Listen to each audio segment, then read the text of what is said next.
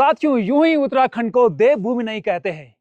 यहाँ पर हर पहाड़ी पर अपने अपने देवता हैं और आज मैं आपको लेके आया हूँ सेम मुखेम की ऐसी पहाड़ी पर जहां पर उत्तराखंड का 5वां धाम बसता है। साथियों, मेरे पीछे आप देख रहे हैं भगवान सेम नागराजा का अलौकिक दिव्य भव्य मंदिर। ऐसा कहते हैं कि जो भी भक्तजन यहाँ पे सच्ची श्रद्धा के साथ आते हैं, भगवान उनकी मनोकामनाओं को पूर्ण करते हैं। और यूं तो इस भारतवर्ष में एक ही द्वारिका को जाना जाता है, लेकिन आज मैं आपको बताता हूं कि गुजरात समुद्र के अंदर एक द्वारिका भगवान श्री कृष्ण ने बसाई थी। उसके बाद भगवान श्री कृष्ण ने एक द्वारिका उत्तर भारत उत्तराखंड के इस सेम जो पर्वत है इस पे बसाई है। आइए आपको बताता हूं क्या कहानी है इस मंदिर की। ऐसा कहते हैं कि ये जो मंदिर है ये द्वापर युग में बना हुआ है।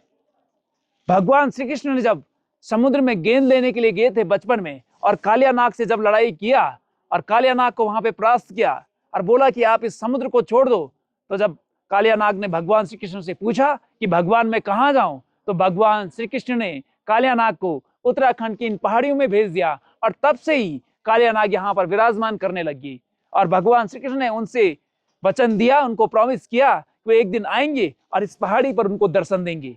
बाद में समय बीतता गया, भगवान श्री कृष्ण अपने भाई बलराम के साथ यहाँ पर आए और एक शिला में बैठकर उनको दर्शन दिए। तब से ही ऐसा कहते हैं कि भगवान श्री कृष्ण, शेषनाग और कालिया नाग यहाँ पर एक शिला में अंदर विराजमान है। आपको बता दूं कि इस जगह का नाम सेम नागराजा है। नागराजा तो आप समझ गए होंगे कि स्वयं साक्षात नागराज भगवान यहाँ पर विराजमान है, लेकिन सेम का अर्थ हमारे पहाड़ में होता है शिमला। मतलब सेम का मतलब होता है पानी वाली धरती, और उसको हम शिमला भी कहते हैं।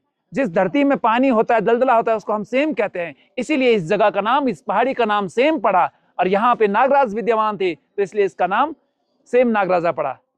इस मंदिर को बनाया यहाँ के एक गढ़पति थे, एक राजा थे, गंगू रमोला जी। नीचे मुखेम एक गांव है, वहां के एक महान व्यक्ति, परम भक्त भगवान के गंगू रमोला जी इस पूरे क्षेत्र के राजा के रूप में जाने जाते थे। ऐसा कहते हैं कि एक बार भगवान ने बोला कि मुझे यहाँ पे जगह दे दो, लेकिन उन्होंने जगह दी नहीं। लेकिन बाद में उनकी गाय भैंस मरने लग गए, उनपे बहुत सारे ऐसे चीजें उनके परिवार में होने लगी, उनको नुकसान होने लग गया। तब उनकी पत्नी ने उनको बोला कि आप भगवान श्री कृष्ण की भक्ति करो, यहाँ पे उनको जगह दे दो, मंदिर बना दो। तो फिर उन्होंने ये मंदिर बनाया और उनके भी सारे दुख दरिद्र दूर हो गए। इसके बाद जब यहाँ से आप थोड़ी दूरी पे जाएंगे, दुगदुगी मुखेम है। ऐसा कहते हैं कि वहां पे एक पत्थर है, जब इस मंदिर को वो बना रहे थे, वो पत्थर को वो इतना भारी था कि गंगू रमोला जिस पत्थर को नीचे नहीं ला पाए, उन्होंने बीच में उसको छोड़ दिया।